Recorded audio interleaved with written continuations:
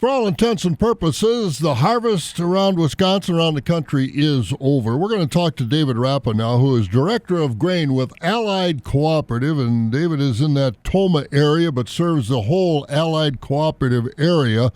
And David, give us the wrap-up for the harvest as far as what your agronomist and farmers saw as far as yields and challenges and successes with the 2024 growing season. This is probably the fastest soybean harvest we've ever seen. All intents and purposes, it was done about mid-November, and typically we don't, finish soybean harvest, or mid-October, and typically don't finish soybean harvest till about the beginning of November, and we had 2 weeks. We basically harvested the entire soybean crop, and it came off really unusually dry, which did have some effects to yield. We saw average moisture off the combine at about 9%, and typically that's closer to 13 or 14%. You can't get that water weight back, and the farmers are feeling that a little bit on the soybean yields being a little bit lower than they typically are. What about corn? Corn was just about average or slightly below average. It's kind of what we were expecting going in.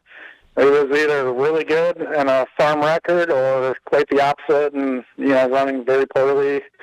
No rhyme or reason to it.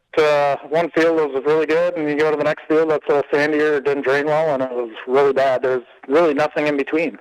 No, there really wasn't. This one of those years where moisture was plentiful in the beginning, not so plentiful as we got into the growing season, and as you said, the harvest went quicker than we've seen in a long, long time.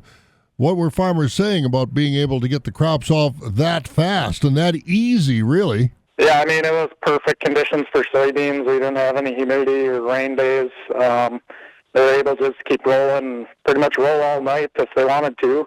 Harvest conditions really good on corn to start off, too. We actually had probably about half the crop come off dry off the field, which is extremely unusual. I've been doing this over 20 years, and that's the first time I can say we've, coming off the combine, we dumped half the crop right in our dry bins and then have to run it through the grain dryers.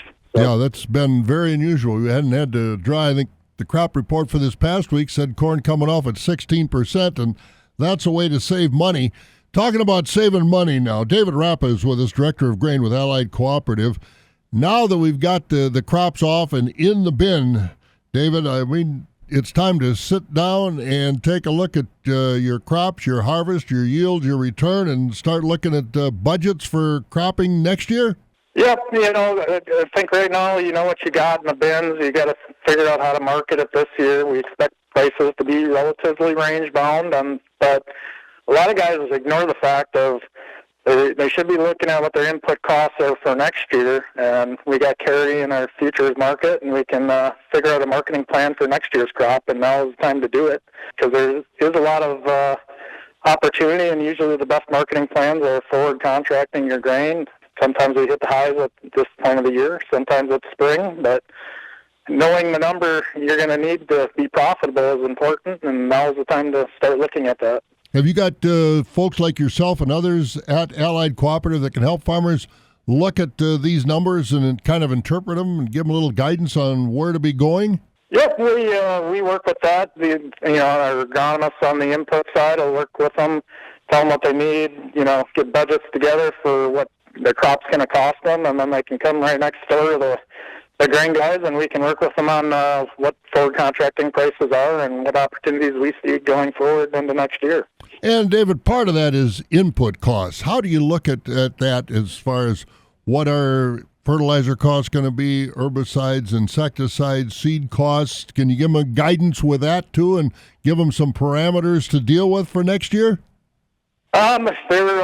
Their sales consultant on the agronomy side can get them all those numbers, but there's also other things they need to consider, like, their machinery costs, planting costs, land costs, their labor, the cost of money. So, we try to have those conversations with them so they actually know what their costs are per bushel, putting it in, and what's achievable on the backside. So, farming is a business. You got to know your numbers, that's for sure. David, thank you very much, and hopefully you have a good Thanksgiving. You too. All right, that's David Rappa, Director of Grain out of the Tomah office with Allied Cooperative this morning on our Allied Cooperative program. I'm Bob Bosold.